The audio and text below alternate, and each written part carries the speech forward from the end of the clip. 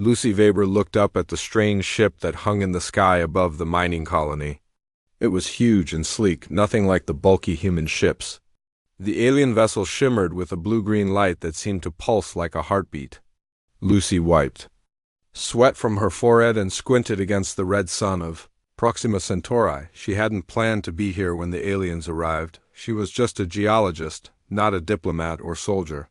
Her job was to find valuable minerals in the rocky ground of this distant planet, not deal with beings from other worlds. But fate had other ideas. "They're coming down," said Frank Riley, the colony's head of security. He stood beside Lucy at the edge of the landing area, his hand resting on his sidearm. "Governor wants you there when they land," Lucy frowned. "Me? Why? You found those crystal formations they seem interested in," Frank said with a shrug. "Plus, you don't panic easily." That was true enough. Growing up in the rough parts of Detroit had taught Lucy to stay calm in dangerous situations. Still, this was different. These weren't street thugs or angry drunks. These were creatures from another solar system. The alien ship's landing ramp extended smoothly to touch the red dirt. 6 tall figures walked down in perfect formation. Lucy held her breath. The aliens stood nearly 7 feet tall with slender bodies that seemed too thin to support their large oval heads. Their skin rippled with patterns of light that shifted from blue to green to purple. Each had 4 arms that moved with graceful precision. Governor Alan Watts stepped forward, hands raised in what humans hoped was a universal gesture of peace. "Welcome to New Hope Colony. We are honored by your presence." The lead alien regarded the governor with large eyes that reminded Lucy of a cat's, 4 pupils arranged in a diamond pattern that seemed to take in everything at once. When it spoke, a device on its chest translated its musical sounds into flat English. "I am Ambassador Varric of the Ardradi, representatives of the Galactic Coalition," the alien said. "Your presence in this system has been noted with concern." The governor's smile faltered. "Concern? We followed all proper procedures for establishing our colony. We submitted our intentions to the deep space beacon as required."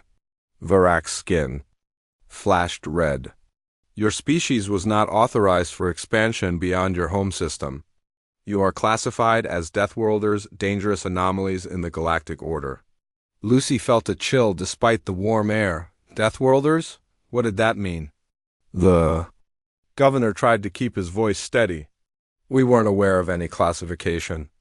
Perhaps we could discuss—" "There is nothing to discuss," Varric interrupted. "You will present all data on your mining operations for review. The Coalition will determine if your presence here is acceptable." The meeting moved into the colony's main building, a simple structure of metal and plastic that suddenly seemed shabby compared to the elegant aliens. Lucy followed the group, staying quiet in the back as the governor and his staff tried to explain human intentions. "We're simply looking for resources that Earth needs," the governor explained. "We're not trying to claim territory or threaten anyone." Varric and the other Ardradi exchanged glances, their skin rippling with patterns Lucy couldn't understand. One of them, slightly smaller than Varric, leaned forward to examine a display showing the colony's geological surveys. "These readings show extensive extraction in the northern ridge," the alien said. "The same ridge that contains crystalline formations sacred to several coalition species." The governor looked confused. "We had no idea. There were no markings, no signs, because no one expected creatures from a Class 12 death world to survive long enough to reach this system," Varric said coldly. "Your kind should have perished millennia ago. Instead, you've thrived in poison and radiation. You've built civilizations while bathed in ultraviolet bombardment.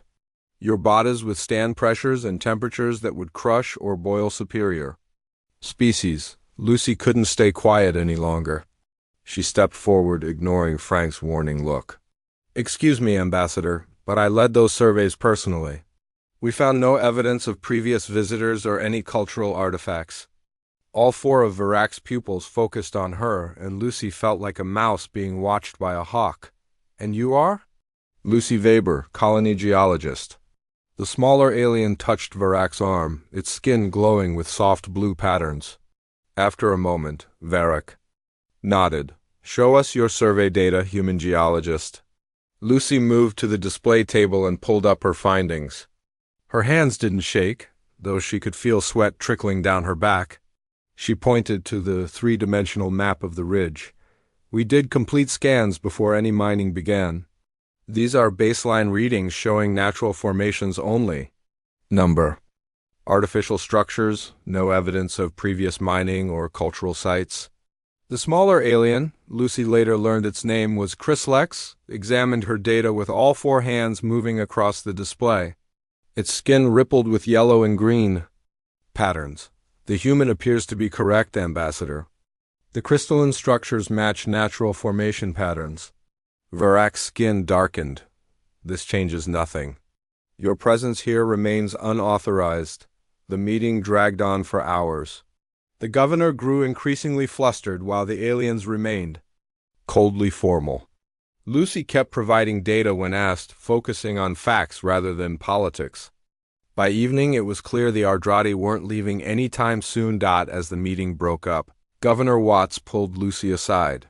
They want you as our liaison. Apparently, you're the only one who didn't come across as completely terrified. Lucy stared at him. I'm a geologist, not a diplomat. Well, you're both now, the governor said wearily. They're setting up an embassy here. They want all communications to go through you. That night, Lucy sat in her small quarters staring at her reflection in the mirror.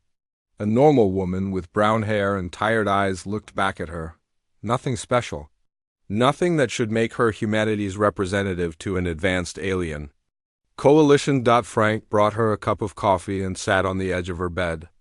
You did good today. They hate us, Lucy said. They called us Deathworlders, Frank nodded. I asked their security chief about that while you were showing your data.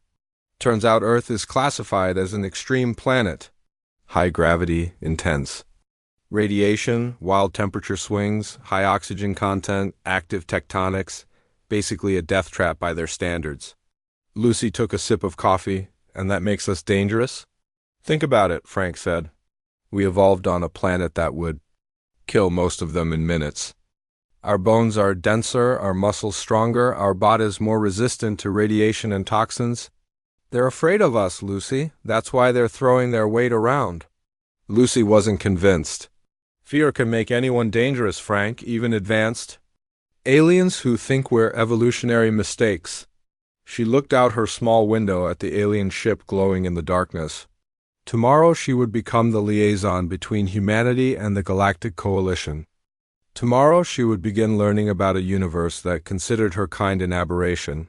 Lucy Weber never asked to be humanity's representative. But as she prepared for bed, she made a silent promise. She would make these aliens see humans as more than just dangerous creatures from a deadly world. She would show them that being a Deathworlder had taught humanity not just how to survive, but how to thrive against impossible odds. She just hoped she could do it without starting an interstellar incident. 2 months passed since the Ardrati arrived at the colony. Lucy's life had changed completely. Instead of spending her days examining rock samples and mapping mineral deposits, she now spent hours in meetings with aliens who barely hid their disgust for humans. The Ardrati had built their embassy on the edge of the colony.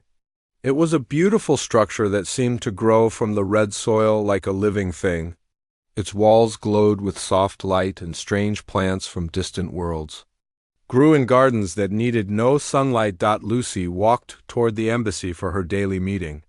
She wore the formal uniform that Governor Watts had ordered for her, a plain gray suit with the colony's patch on the shoulder. Frank walked beside her, now assigned as her personal security. Remember to breathe, Frank said with a small smile. And try not to punch anyone today. Lucy gave him a tired look. That was one time, and he deserved it.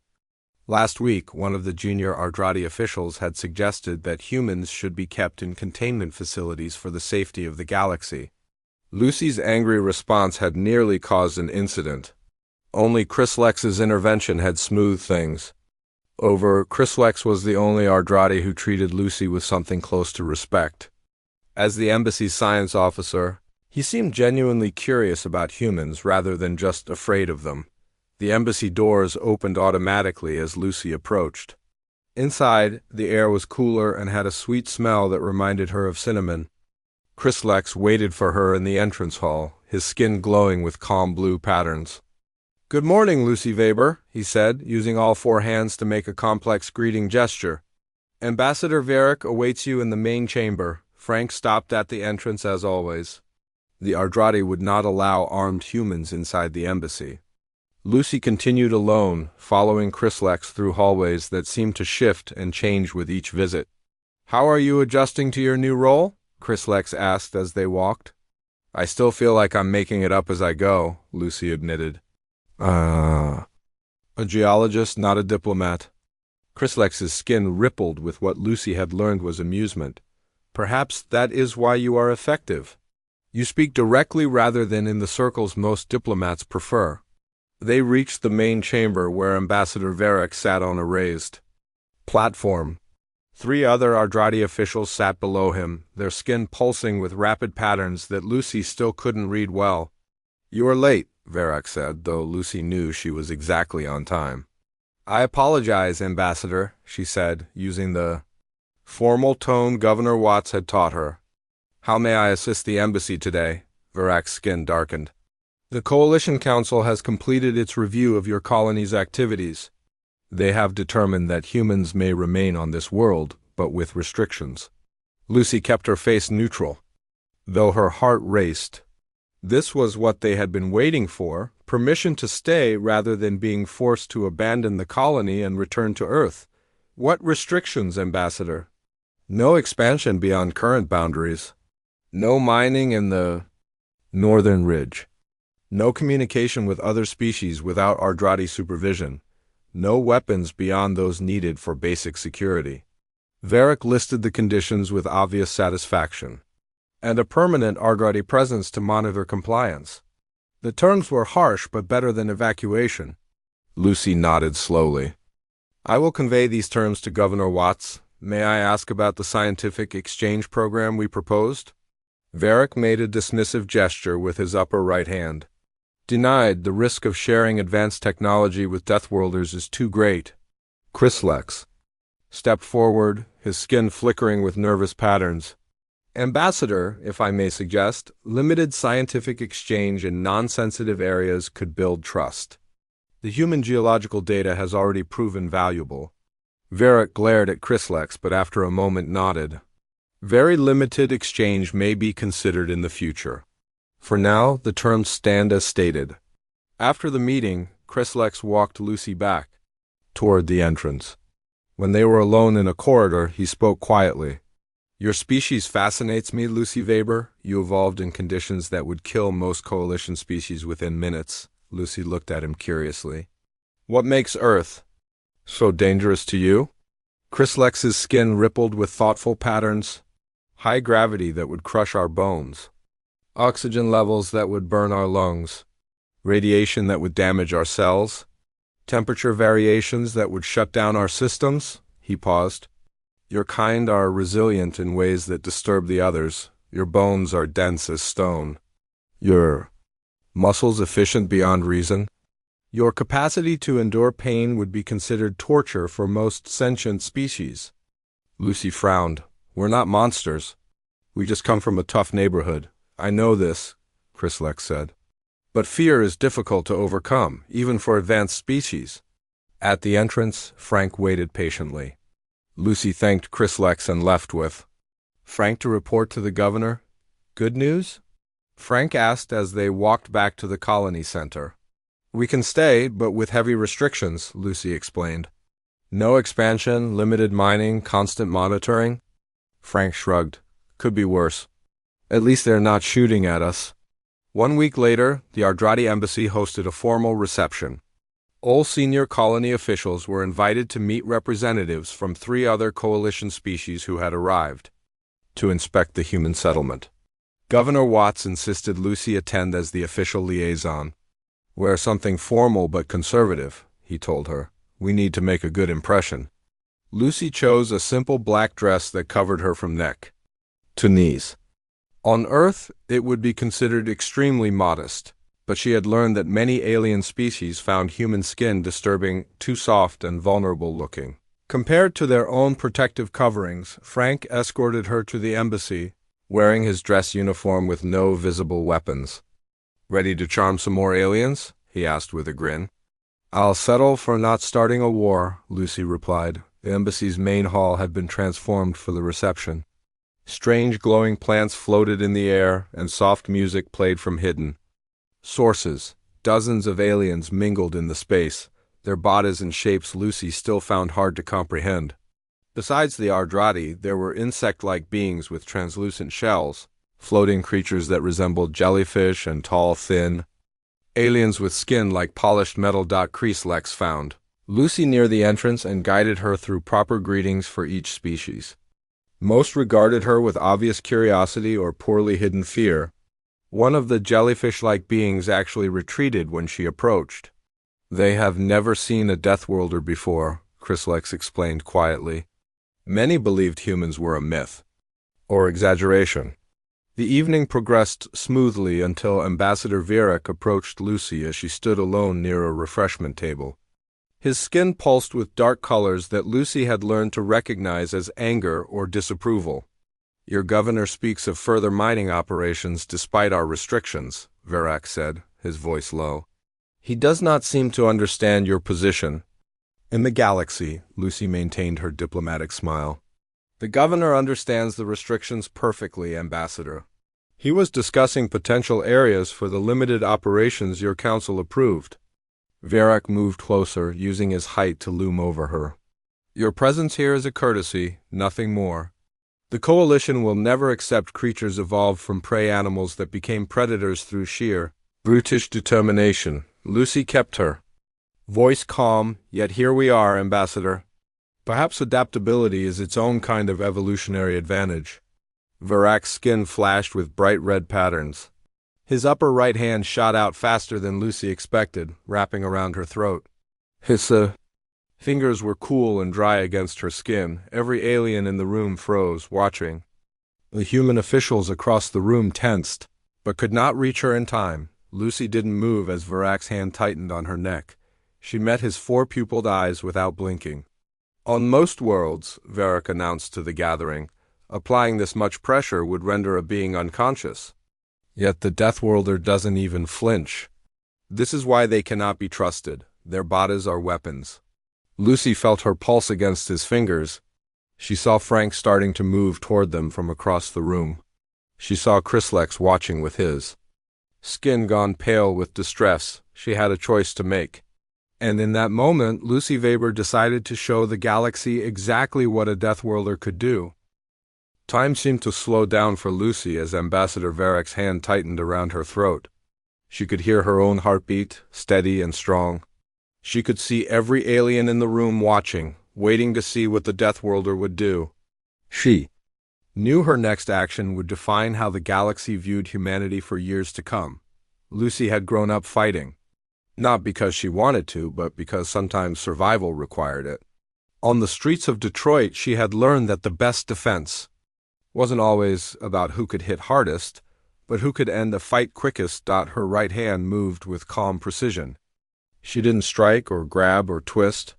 Instead, her fingers found a spot just below Vierak's shoulder where four thin bones connected, the Ardrati equivalent of a collarbone. It was a weakness Kreslek had unknowingly revealed during their cultural exchanges when he explained Ardrati anatomy. Lucy applied pressure, not enough to kill, just enough to make her point. The bone snapped with a sound like a dry twig breaking. Vierak's scream echoed through the embassy. His hand released Lucy's throat as he stumbled backward, his other three arms clutching at the broken bone. His skin flashed with patterns of pain and shock. Every alien in the room froze. The human officials stared in disbelief. Frank had stopped mid-stride, his hand halfway to his hidden weapon. Lucy straightened her dress calmly. She looked directly at Vierak, who was now surrounded by concerned Ardrati. "Where I come from," she said clearly so everyone could hear, "we call that self-defense." The room erupted into chaos. The insect-like aliens clicked and buzzed in alarm. The jellyfish beings pulsed with bright colors. The metal-skinned aliens backed away from all humans present. Frank reached Lucy's side in seconds. "We need to leave, now." He guided her toward the exit as Ardrati security personnel moved to block their path.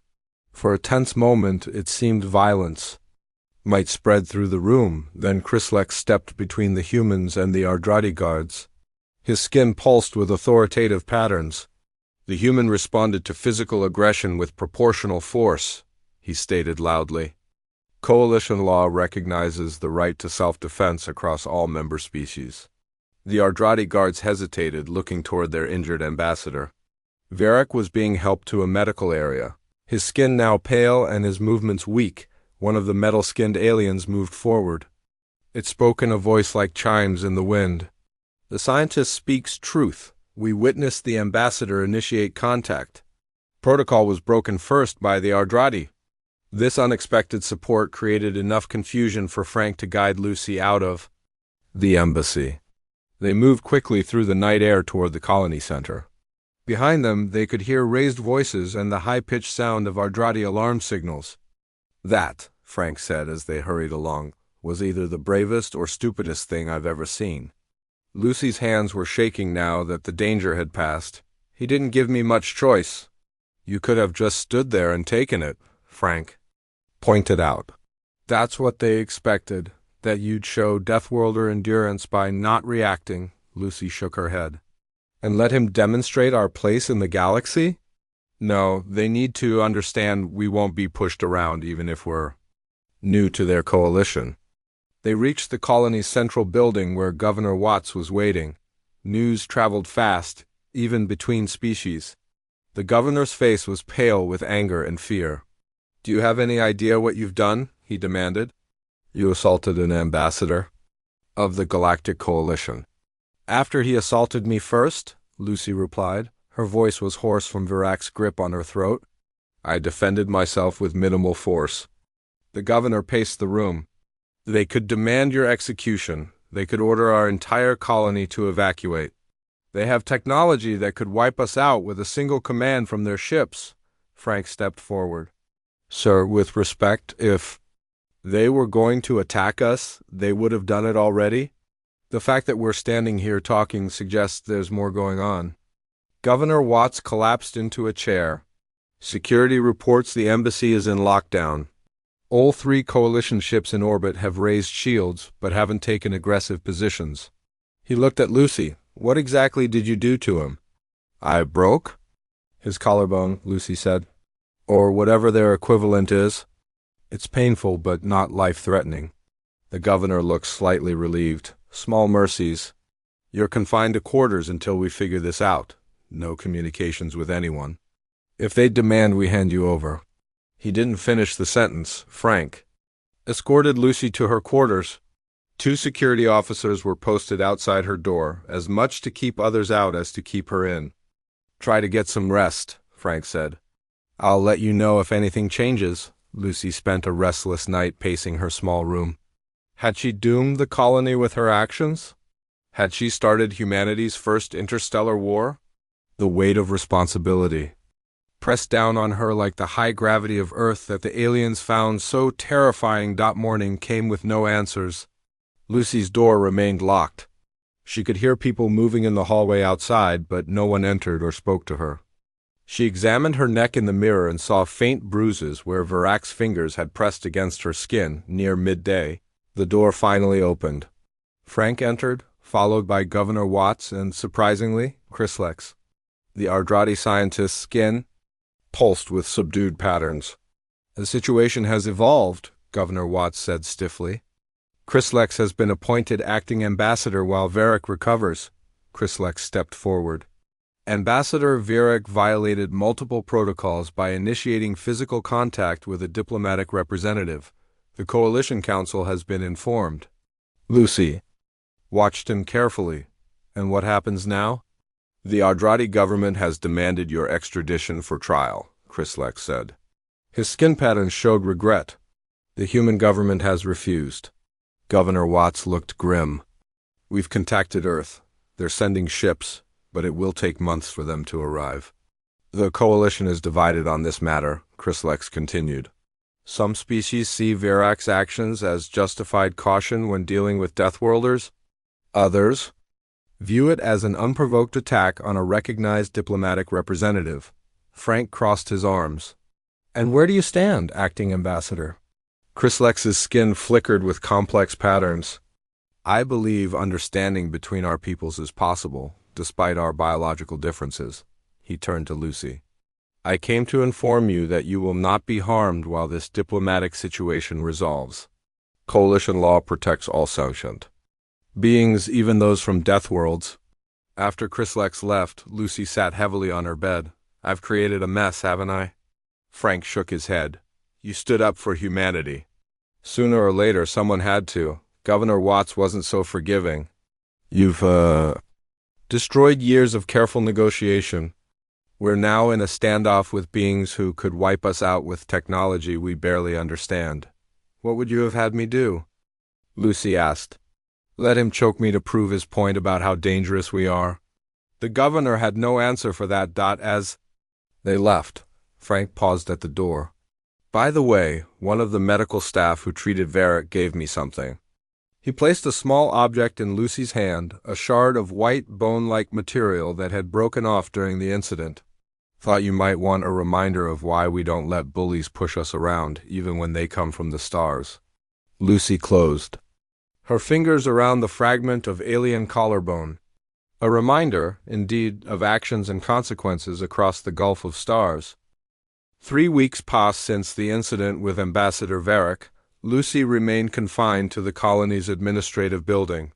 She spent her days working on geological surveys to keep her mind busy and her nights wondering if she had started humanity's first interstellar war. The colony existed in a state of tense waiting. Coalition ships maintained orbit around Proxima Centauri b, but they had not taken hostile action. The Ardrati embassy remained closed except for essential communications handled through Chryslax, who now served as acting ambassador. Earth had responded to the crisis by accelerating the launch of 3 military vessels. But even at their fastest speed, they would not arrive for at least 4 more months. Until then, the colony stood alone. Lucy sat at her desk, examining mineral samples through a microscope.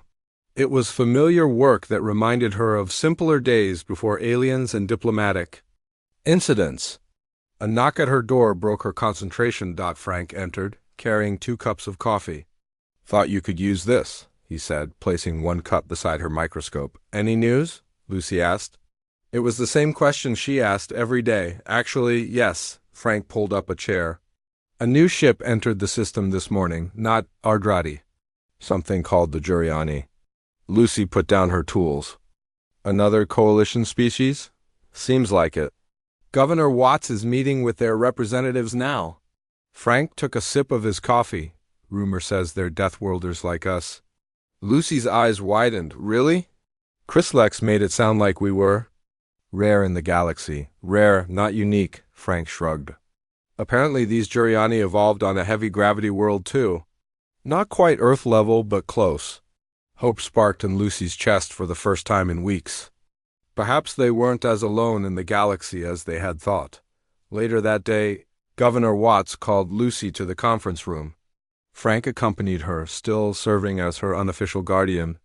When the door opened, Lucy stopped in surprise. Standing beside the governor was the largest alien she had ever seen. It resembled an Earth rhinoceros but stood upright on 2 thick legs. Its gray skin looked like armor, and 2 curved horns protruded from its massive head. Despite its intimidating appearance, its small eyes seemed gentle and intelligent. Lucy. Weber, the governor said formally, this is Ambassador Groves of the Juriani Cooperative. The massive alien inclined its head slightly. Geologist Weber, it rumbled in a deep voice that made the table vibrate. Your actions have created quite a stir in coalition politics. Lucy wasn't sure if that was good or bad. I'm sorry if I've caused problems for other species. The Juriani made a sound like rocks grinding together, which Lucy later learned was laughter. Do not apologize for standing your ground, fellow Deathworlder. The Ardrati have pushed their weight around the galaxy for too long. Governor Watts cleared his throat. Ambassador Groves has a proposal for us. The Juriani nodded. We have watched your people with interest since you first ventured beyond your solar system. Few species understand what it means to be forged by adversity as ours was. Lucy listened as Groves explained that the Juriani had evolved on a planet with 1.8 times Earth's gravity. They had developed technology to survive and eventually reach the stars. When they encountered the Coalition, they too were classified as Deathworlders and faced discrimination. But we had numbers and determination, Groves continued. We formed alliances with other heavy world species. There are 6 of us now, all labeled as Deathworlders by the Coalition's biological standards. The proposal they offered was unprecedented. A separate alliance between humanity and the other Deathworlder species, with protective status within the broader Coalition. The Ardrati demand your surrender for trial, Groves said, looking at Lucy. We have countered with our own demand that the incident be recognized as legitimate self-defense under Coalition law, with all charges dropped. Governor Watts looked stunned. And they're considering this? The Coalition Council is divided, Groves explained. The Ardrati have influence, but not absolute power. Your actions, geologist Weber, have forced many species to reconsider their assumptions about Deathworlders. Frank grinned. So breaking an ambassador's collarbone might actually help humanity in the long run? Lucy shot him a warning look, but Groves laughed again. Precisely. Sometimes respect must be earned through demonstration of strength, tempered with restraint. After the meeting, Lucy and Frank walked through the colony's garden dome. It was the first time Lucy had been allowed outside the administrative building in weeks. This could change everything, Frank said excitedly. An alliance with other Deathworlders gives us protection while we develop our own space capabilities. Lucy wasn't so sure. They're still dividing the galaxy based on where we evolved. That doesn't solve the underlying prejudice. One battle at a time, Frank advised. First we get a seat at the table, then we change the menu. The next day, Lucy was summoned to a secure communication room. A screen showed a gray-haired woman in a military uniform with Earth's flag visible behind her. Geologist Weber, the woman said. I'm Admiral Chun, Earth Central Command. I've been briefed on your situation. Lucy stood straight. Yes, Admiral. Some people back home think you've endangered our entire species, the Admiral said bluntly. Others think you've done humanity a service by showing we won't be pushed around. She paused. What do you think? Lucy considered her answer carefully. I think I responded to a direct threat in the only way that made sense at the time. I didn't intend to create an interstellar incident, the Admiral nodded. Yet here we are. The Juriani proposal is being taken seriously by our government. We've had limited contact with the Coalition until now, but this situation has accelerated matters considerably. The screen split to show images of massive ships under construction in Earth orbit. We're preparing for any outcome, but we prefer peaceful resolution. The Juriani Alliance offers that possibility. 2 days later, the colony received the Coalition Council's decision.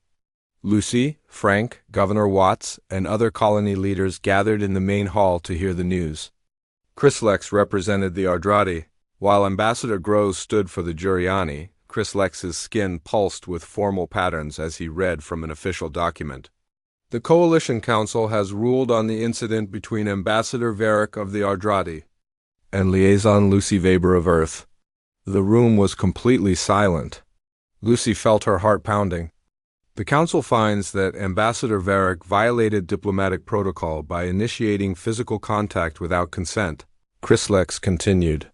The response by Liaison Weber is deemed proportional self-defense under Coalition law.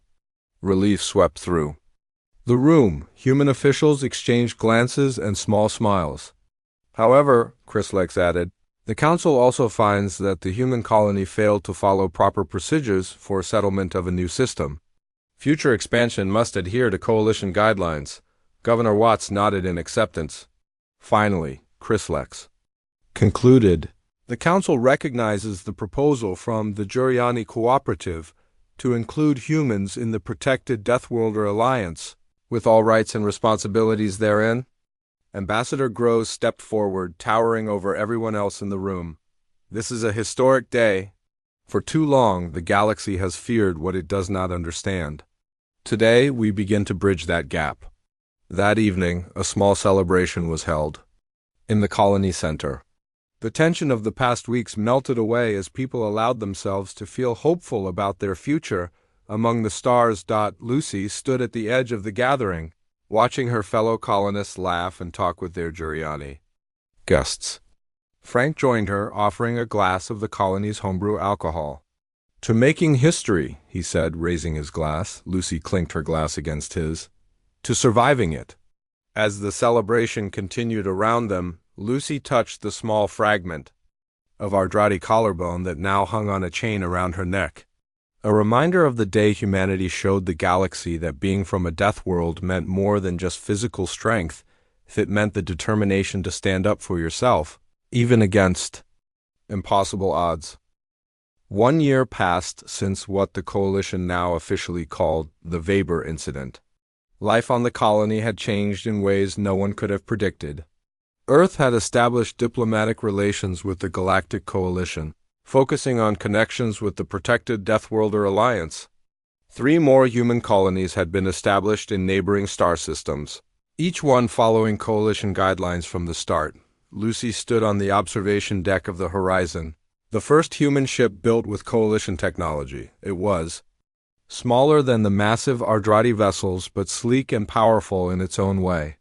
Earth engineers had worked alongside Juriani technicians to create something uniquely human while incorporating alien advancements. The ship orbited Proxima Centauri B, preparing for its first journey to the Coalition's central worlds. Lucy had been asked to join the diplomatic mission as an advisor. After all, she had more experience with alien species than almost any other human. Frank joined her at the viewport. He wore the new uniform of Earth's Space Service, with the insignia of Security Chief on his collar. "Having second thoughts?" he asked. Lucy shook her head. "Just thinking about how much has changed. A year ago, we were fighting for the right to exist in this system. Now we're heading to the heart of the Coalition." "Thanks to you," Frank said. "Though I'm still not sure if breaking an ambassador's collarbone was the best way to make first contact," Lucy smiled. "It worked, didn't it?" The door to the observation deck slid open. A female Ardrati entered, her skin glowing with formal greeting patterns. She was taller and more slender than most Ardrati males, with skin that shifted through shades of blue rather than the reds and purples Lucy was used to seeing. "Liaison Weber," the Ardrati said. "The captain asked if you would join the command staff for a final briefing before departure." Lucy nodded. "Thank you, Solis." Solis was the new Ardrati representative assigned to the human diplomatic mission.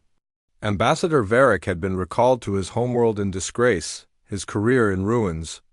After the incident, in his place the Ardrati had sent Solis, who had actually requested the assignment. As they walked through the ship's corridors, Solis spoke quietly. "Is it true you kept his collarbone?" Lucy's hand automatically went to the small fragment that still hung on a chain beneath her uniform. "That's an exaggeration. I have a piece that broke off during the incident. Your medical team gave it to me as evidence for my defense?" Solis's skin rippled with what Lucy now recognized as amused understanding. "Among my people, keeping a token from an opponent is considered a sign of respect. It acknowledges the lesson they taught you." Lucy had never thought of it that way. "What lesson did Varric teach me?" "That fear often masquerades as arrogance," Solis said. "And that understanding requires courage from both sides." In the command center, Captain Richard Gable greeted them. He was a veteran of Earth's space program, chosen to command humanity's first Coalition mission because of his diplomatic skills as much as his space experience. "Final preparations are complete," he told Lucy. "We'll be jumping to Coalition space in 30 minutes. The jump technology was one of the most valuable things humans had gained from their alliance with the Juriani. It allowed ships to travel vast distances through folded space, reducing journeys of years to mere days. Lucy took her place with the diplomatic team. Besides herself and Frank, there were 5 other humans chosen for their knowledge of specific fields. Earth wanted to learn everything it could about the coalition while carefully controlling what the coalition learned about humanity. Solis joined the three other non-human representatives on board. Ambassador Groves of the Juriani, a scientist from the insect-like Zentari and a cultural expert from the aquatic Morelli species. All were members of the Deathworlder Alliance. All evolved on planets that the Coalition considered unusually harsh. As the ship prepared for the jump, Lucy thought about the path that had brought her here. She had never wanted to be important. She had just wanted to study rocks on a distant world. Now her name was in history books, her actions the subject of academic studies on interspecies diplomacy. The ship's engines hummed with power. On the main screen, space itself seemed to bend and fold. Lucy felt a moment of disorientation, and then they were somewhere else, orbiting a massive space station that glowed with lights of 1,000 different colors. "Welcome to Harmony Station," Captain Gable announced, the political center of the Galactic Coalition. The next days were a blur of meetings, presentations, and cultural exchanges. Lucy met representatives from dozens of species, each more strange than the last. Some viewed humans with fear, others with curiosity, and a few with open admiration. A delegation of Ardrati officials greeted them formally, though Lucy noticed they kept more distance from the humans than from other species. Old fears died hard, it seemed. During a rare, quiet moment, Lucy found herself alone in a viewing area that looked out over the vast expanse of Coalition space. Stars stretched to infinity, each one potentially home to life forms she could barely imagine. Chryslex found her there. The Ardrati scientist had been promoted after his handling of the crisis, now serving as a senior member of the Coalition Science Council. "It is good to see you again, Lucy Weber," he said, his skin pulsing with friendly patterns. "You too, Chryslex." "Congratulations on your promotion." His skin rippled with modest acceptance. "Your actions created many opportunities for change. Not just for humans, but for how the Coalition views all Deathworlder species." Lucy leaned against the railing. "There's still prejudice. I've seen how some delegates look at us." "Change comes slowly, even to advanced civilizations," Chryslex admitted. "But it does come." He gestured to the stars. "A year ago, most Coalition species believed humans would never be allowed beyond your home system. Now you stand at the center of our shared civilization." Before Lucy could respond, Frank arrived with news. "The Coalition Council has approved our proposal. Earth will have a permanent embassy here on Harmony Station." This was what they had hoped for, official recognition of humanity's place in the galactic community. No longer just tolerated, but accepted as equals. That evening, the human delegation celebrated their success. The path ahead would not be easy. There would be misunderstandings, conflicts, and challenges as humans found their place among the stars. But the door was open now, and no one could close it again. As the celebration continued around her, Lucy stepped away for a moment of quiet. She touched the fragment of Ardrati collarbone beneath her uniform, her reminder of both the danger and responsibility that came with humanity's strength. A passing Zentari scientist noticed her gesture. "Is that a religious symbol?" the insect-like alien asked, its translator converting its clicks and buzzes to English. Lucy smiled. "No, just a reminder." "Of what?" Lucy looked out at the stars, thinking of Earth, the death world that had forged humanity into what they were. "That where we come from shapes who we are," she said. "But it doesn't have to define what we become." The Zentari's antennae waved in what might have been understanding. In the distance, Lucy could see Frank talking with Ambassador Groves, Solis, engaged in discussion with a group of scientists, and Captain Gable planning the ship's next mission. Humanity had taken its first steps into a larger universe. And Lucy Weber, the Deathworlder girl who had broken an ambassador's collarbone, had helped open the door. She rejoined her colleagues, ready to face whatever came next. After all, that's what Deathworlders did best: adapt, survive, and thrive. Against the odds, the galaxy was just beginning to understand what that meant.